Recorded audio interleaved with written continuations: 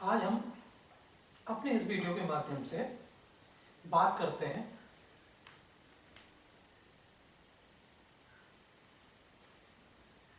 ज्योतिष संबंधी जो आवश्यक प्रश्न होते हैं, जो आवश्यक समस्याएं होती हैं, जिनसे ज़्यादातर व्यक्ति घिरा रहता है और उनके समाधान के लिए वो किसी मंदिर के पंडित जी पर या किसी ज्योतिषाचार्य से संपर्क करता है। हमारे समाज में, सनातन धर्म में अनेकों ज्योतिषाचार्य हैं और हर ज्योतिषाचार्य अपनी ज्ञान लीला के अनुसार अपने सीखे हुए गणित के अनुसार व्यक्ति की कुंडली का आकलन करता है। हमारे जीवन में कुंडली परम आवश्यक है। इस सनातन धर्म में कुंडली का बनवाना या कुंडली अपने पास होना परम आवश्यक है। जन्म कुंडली, जिसे एक ज्योतिषाचार्य बनाते हैं, उसमें ग्रहों का ध्यान रखा जाता है, कौन कौन सा ग्रह कहाँ होता है।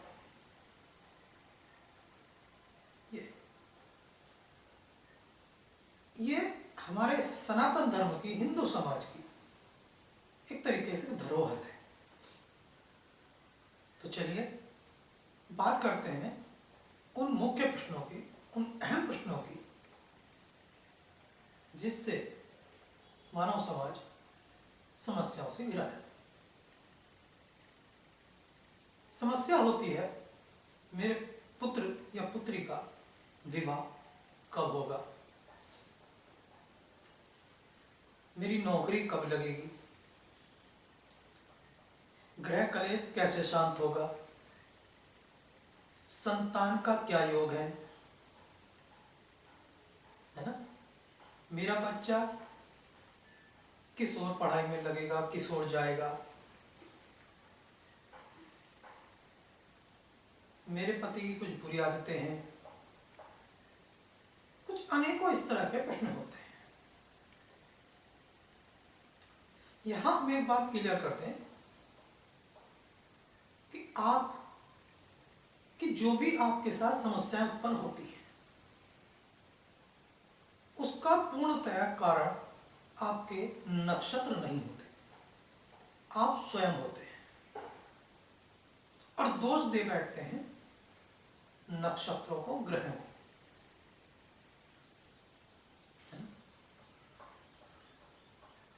तो इसलिए आपको सबसे पहले आपके साथ कोई परेशानी ना घटित हो, आपके साथ दुर्घटना ना हो, है ना, आपके घर का माहौल खराब ना हो, उसके लिए सर्वप्रथम आपको चाहिए कि आप अपने प्रभु की, अपने इष्ट की पूजा नियमित रूप से करें। वो कितने ही समय करें, कितने समय की करें, 10 मिनट करें, 20 मिनट करें, आधा घंटा, 1 घंटा, जो भी आपने समय निश्चित कर लिया, आप उसे करें। हमने पहले भी आपको बताया कि इष्ट सिद्धि परम आवश्यक है आपके इस जीवन में। अगर आपको चिंता मुक्त जीवन चाहिए, सुखमय जीवन चाहिए, तो उसके लिए अपने इष्ट का ध्यान करना, उसका प्रार्थना करना परम आवश्यक है। उस इष्ट की जब हम आराधना करते रहते हैं, बराबर करते रहते हैं, इष्ट की आराधना करने के बाद, जो हम पूजा करने के बाद जब हम उठते हैं और प्रतिदिन हमसे अगर हम सूर्य को जल दे रहे हैं, वो जल चावल डाल के भी दिया जा सकता है, रोली डाल के भी दिया जा सकता है, शक्कर डाल के दिया जा सकता है और खाली भी जल भी दिया जा सकता है। कैसे दिया जाए, कैसे नहीं दिया जाए, उसका एक अपना नियम है। सूर्य देव को जब हम जल दें तो जिस बर्तन से, जिस लोटे से आप दे रहे हैं, उस लोटे को धारा बनाते हुए जल की नीचे से लेके ऊपर को खींचते चले जाएं और प्रभु सूर्यदेव महाराज का ध्यान करें। उनके कुछ मंत्र हैं, उन मंत्रों को भी आप कर सकते हैं। अगर आप मंत्र नहीं बोल सकते, नहीं आपको पता, तो आप जल दीजिए और सूर्य का ध्यान करते हुए हाथ जोड़िए।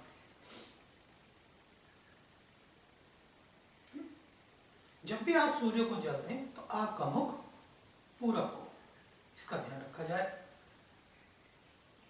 अब बात होती है अपनी समस्याओं के से पार पाने की।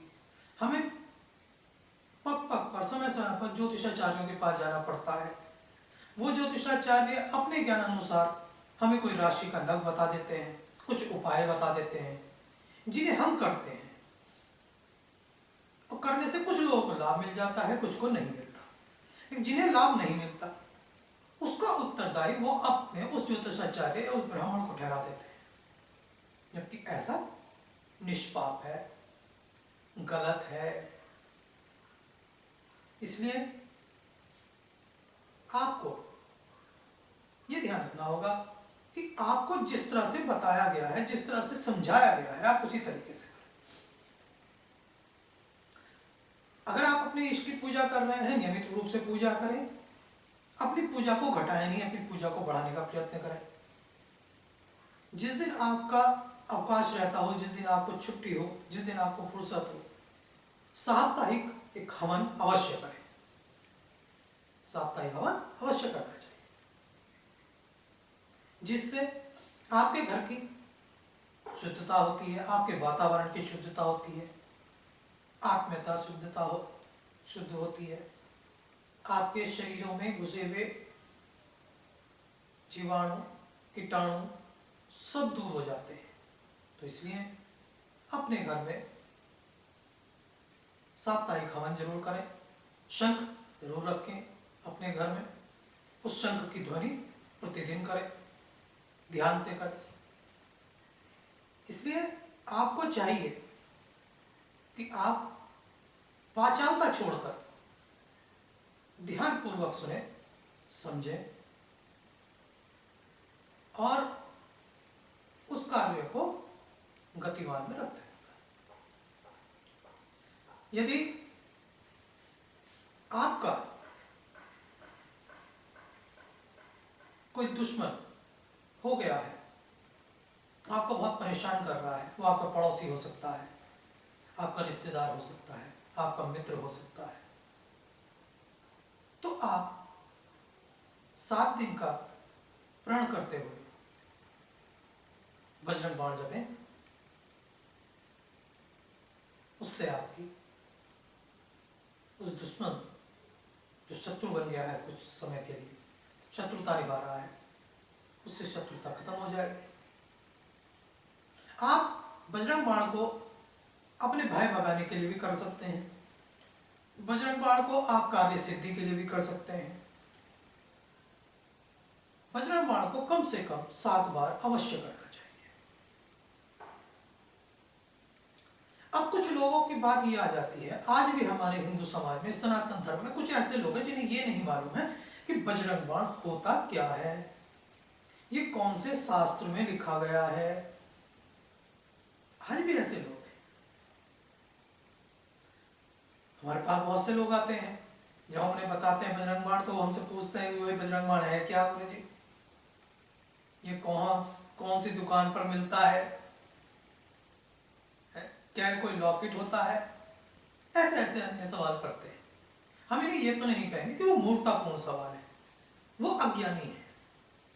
उन्होंने अभी तक सनातन धर्म में सिर्फ जन्म हो गया है, उसको अपनी अज्ञानता को दूर नहीं किया है। तो बजरंग बाण हनुमान चालीसा में रचित है ना। बजरंग बाण को 7 बार करने से मनोकामनाएं पूर्ण होती हैं। अगर आपके शरीर में कोई बीमारी आ गई हो, वो दूर होती है। इसलिए अगर आप पूरी हनुमान चालीसा भी नहीं पढ़ सकते तो नियमित रूप से बजरंग बाण अवश्य करें। नियमित रूप से करें, सुबह शाम करें, लेकिन 7 बार से कम ना करें। बजरंगबली का सामने फोटो हो, देसी घी का दीप जलता हुआ हो, है ना, सुगंधित धूप दीप का वातावरण हो, पुष्पों की माला हो, जितना आप अपने उस प्रभु के लिए अपने भाव को दिखाएंगे, अपने भाव को की शुद्धता रखेंगे, आपका कल्याण होगा। नियम बहुत जरूरी है, भाव होना बहुत जरूरी है। किसी भी कार्य को सिद्ध करने के लिए, सिद्ध होने के लिए भाव होना बहुत जरूरी है। और जिनका भाव होता है उन्हें सफलता मिलती है, वो कोई सा भी कार्य हो। इसलिए भाव का होना बहुत जरूरी होता है, विश्वास का होना बहुत जरूरी है कि मैं ये जो पूजा कर रहा हूं, ये जो मैं अनुष्ठान कर रहा हूं, इससे मुझे लाभ होगा, जरूर होगा और हो रहा है। हम पहले ही दो चार बार करते हैं, 2-4 बार करने के बाद सोचते हैं कि एकदम से लाभ हो जाए। ऐसा कैसे हो जाएगा? भाई बीज बोया जाता है, फिर वो धीरे धीरे पौधा बनता है, फिर आगे और बड़ा होता है, पुष्प वाला पौधा पुष्प देता है, फल देने वाला फल देता है, लेकिन एक उसका भी समय निश्चित है। तो यदि आप ये चाहें कि आज आपने बजरंग बाण 7 बार पढ़ा, सुबह शाम पढ़ा, कल को आपका कार्य सिद्ध हो जाए, तो कहीं कहीं हो सकता है कि ऐसा हो जाए, वो आपके पुराने कर्मों पर आधारित है ना? तो इसलिए वो करें। दूसरा, यदि आपके पास समय है तो रात्रि में 9 और 10 बजे के बाद आप सुंदरकांड का संकल्प बोलकर दिनों को निश्चित करते हुए आप सुंदरकांड भी कर सकते हैं। फिर देखिए आपके कितने कार्य हो जाएंगे, पता ही नहीं चलेगा, लेकिन भाव का होना आवश्यक। सबसे पहले तो ये बात को आपको मन में अपने मान के चलनी है कि वो जो शक्तिशाली है, परम दयालु है, वो हमारा कार्य पूर्ण करेंगे, है ना? अब भाई घर में कोई कार्य होता है, उसके लिए आपको बताया जाता है कि भाई इतना इतना सब्जी ले आना, इतना ये काम कर लेना, तो आपके भी दिमाग से कभी कभी उतर जाती है, तो उसके भी उतर जाती है। वो पहले देखता है, सोचता है कि क्या इस व्यक्ति को ये चीज देनी ठीक है, और तप से, बल से, ज्ञान से, भाव से हम किसी चीज को प्राप्त करते हैं, है ना? अब उस चीज को प्राप्त करने के बाद उसका आपको दुरुपयोग करना है या सदुपयोग करना है, ये आपकी ज्ञान की लीला है, आपकी बुद्धि पर निर्भर करता है। तो इसलिए आइए बात करते हैं आगे की। अब एक सवाल है कि मैं जिस काम को भी करता हूं वो काम मेरा हो नहीं पाता, उसमें विघ्न बहुत आते हैं। ऐसा मेरे साथ क्यों होता है? दूसरों के साथ तो नहीं होता। अब आपको दूसरे का क्या पता? आप उसके घर जाते हैं, आप उसके यहाँ भौतिकवादी वस्तुएं ज्यादा से ज्यादा देखते हैं, तो आपको लगता है ये सब सुखों से संपन्न है। जरूरी तो नहीं भाई। अब उसका तो नेचर है, वो किसी से कुछ नहीं कहता, अब वो अपने दुखों को सबसे कहता थोड़ी फिरता है। आप भी तो ऐसे ही हैं। तो इसलिए दूसरों में ना झांक कर आप अपने आप में झांकें। एक तो दयालुता रखें, निष्ठुरता बिल्कुल छोड़ दें। निष्ठुरता रहने से भाव उत्तम नहीं होता, प्रभु आपको कुछ नहीं दे सकते, प्रभु जागृत नहीं होते, प्रभु आपकी नहीं सुनते। दयालुता होनी जरूरी है, प्रेम का भाव होना जरूरी है। अपने आप से भी प्रेम कीजिए और सामने वाले से भी प्रेम कीजिए, है ना? तो यदि आपका कोई भी कार्य गति में नहीं आ रहा है, कार्य सिद्ध नहीं हो रहा है, तो आप उसके लिए किस इंदा कांड नियमित रूप से सुबह शाम दोपहर जब आपको फुर्सत मिले नियमित रूप से उसका पाठ कीजिए। फिर देखिए चुटकी में आपका कार्य सिद्ध अवश्य होगा। देखिए नगु राशि नगों का अपना महत्व है, नक्षत्रों का अपना महत्व है, हर जगह का हर चीज का अपना महत्व है। ऐसा नहीं है कि आपने राशि का नग पहन लिया और आपके सारे कल्याण हो गए, आपके सारे कार्य सिद्ध हो गए, ऐसा नहीं। उस नग को पहनने के लिए भी आपको प्रभु के माध्यम से गुजरना पड़ेगा, उन नियमों के माध्यम से गुजरना पड़ेगा, अन्यथा वो नग में पैसे गए वो भी बेकार हो जाएंगे। फिर आप उस ज्योतिषाचार्य को भी गाली दोगे, नग वाले को भी गाली दोगे, वही गलत दे दिया, है ना। नग को शुद्ध किया जाता है, नग को उस समय में पहना जाता है जिस समय का वो नग होता है, उस समय के नक्षत्र को देखकर पहना जाता है। हर समय का अपना एक मूल्य है, किस समय में क्या करना है उसका पूर्ण मूल्य है। कौन से नग को किस समय धारण करना चाहिए या नहीं करना चाहिए, मूंगा किसे पहनना चाहिए, मोती किसे पहनना चाहिए। ज्यादातर सच्चा मोती क्रोध को शांत करने के लिए आता है, स्फटिक क्रोध को शांत करने के लिए आता है। क्या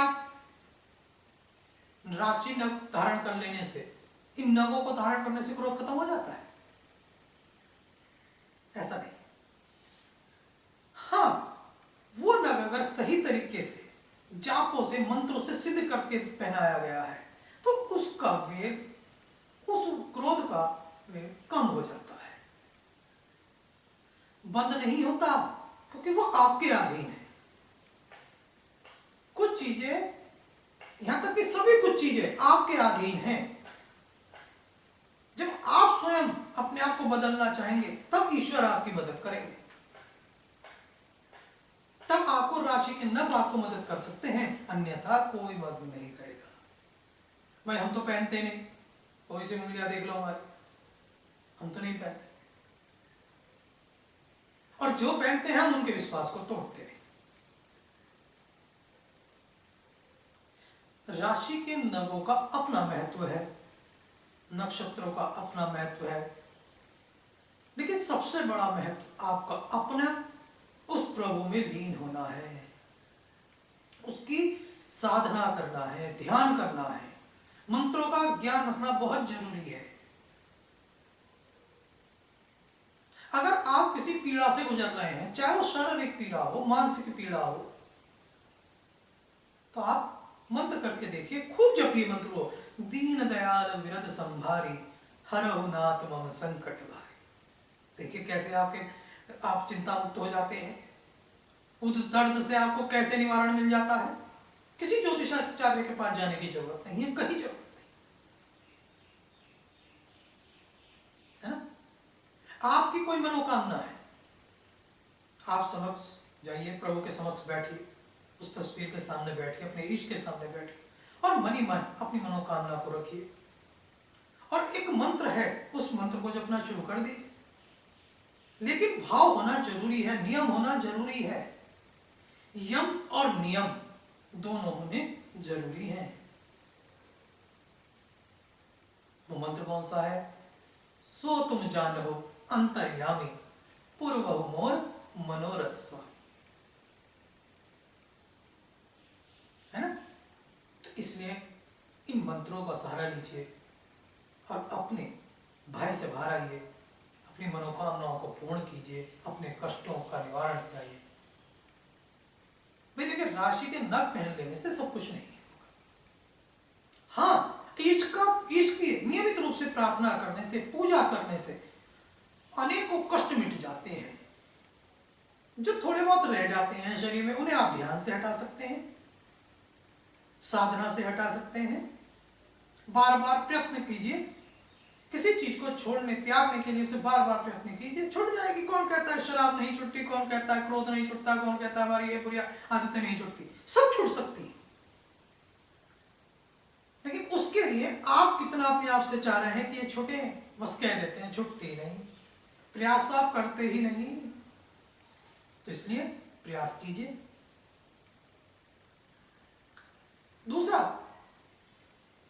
ऐसा लगता है कि घर में ग्रह क्लेश चल रहा है,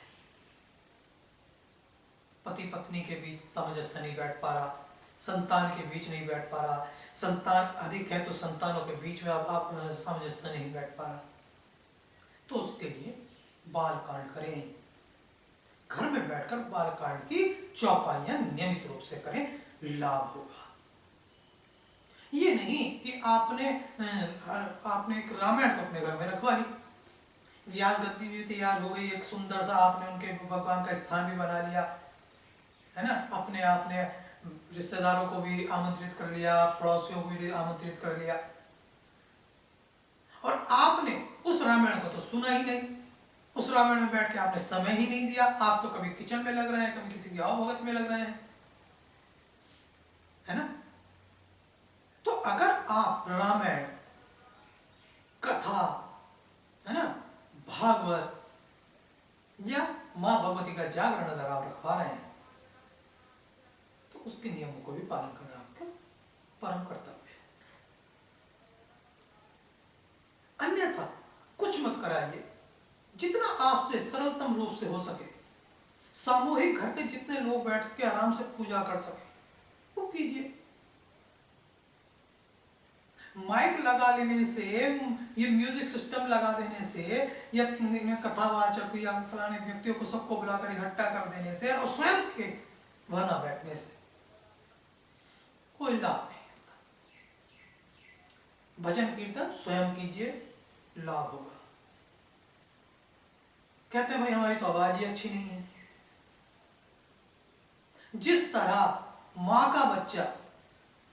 माँ का बच्चा कैसा भी रूप का हो, काला हो, गोरा हो, है ना, छोटा हो, बड़ा हो, मोटा हो, पतला हो, माँ से पूछ को देखो वो कितना प्यारा होता है उसके लिए। ये इंसान की जीव के साथ नहीं है, हर जीव के साथ है। उसकी माँ से पूछ कर देखो कितना लालच होता है। एक अगर आप किसी कुत्ते के बच्चे के पीले को उठा लाते हैं, उसकी माँ को खा जाएगी, वो भी उसका बचाव करती है। पंछी भी अपने अपने तरीके से उनका बचाव करते हैं, पालन पोषण करते हैं। तो प्रियवर बंधु, इन कष्टों से अगर आपको निवारण पाना है तो हम यहाँ ये नहीं कहते कि आप किसी ज्योतिषाचार्य के पास नहीं जाइए, जाना है तो जाइए, लेकिन अगर वो आपको कुछ बताते हैं तो उनके बताने अनुसार उनसे क्रॉस क्वेश्चन भी तो करें।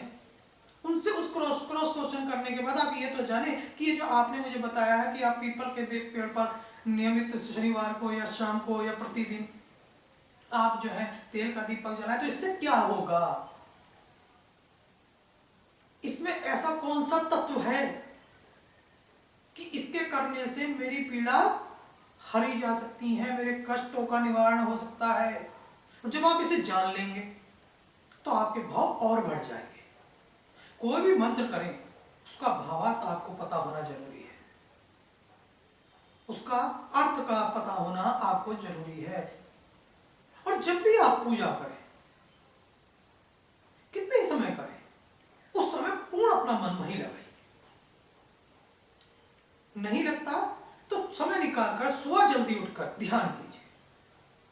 देखिए, जो व्यक्ति सूर्य उदय के बाद जागते हैं वो समझ लीजिए कि अपने कार्यों का, जो आपकी मनोरथ हैं, जो आपकी मनोकामनाएं हैं, जो आपके अच्छे अच्छे आपको चीजें मिलने वाली हैं, वो बंद हो जाती हैं। इसलिए सूर्योदय से पहले शौच क्रिया कर कर आप अगर अपने इष्ट की पूजा नियमित रूप से कर रहे हैं तो कल्याणकारी होगा, बिल्कुल कल्याणकारी होगा। करिए तो सही, जाइए तो सही, जपिए तो सही। इसलिए आज हम आपको इतना ही, उसके बाद फिर आगे और प्रश्नों के बारे में आपको हम समय समय पर अपने वीडियो के माध्यम से जानकारी देते रहेंगे। आप हमें सब्सक्राइब करें, लाइक करें। जो भी आपका प्रश्न है आप हमें मेल कर सकते हैं, आप हमें फोन के द्वारा पूछ सकते हैं। जय सीताराम, जय जय राधे श्याम, जय सीताराम।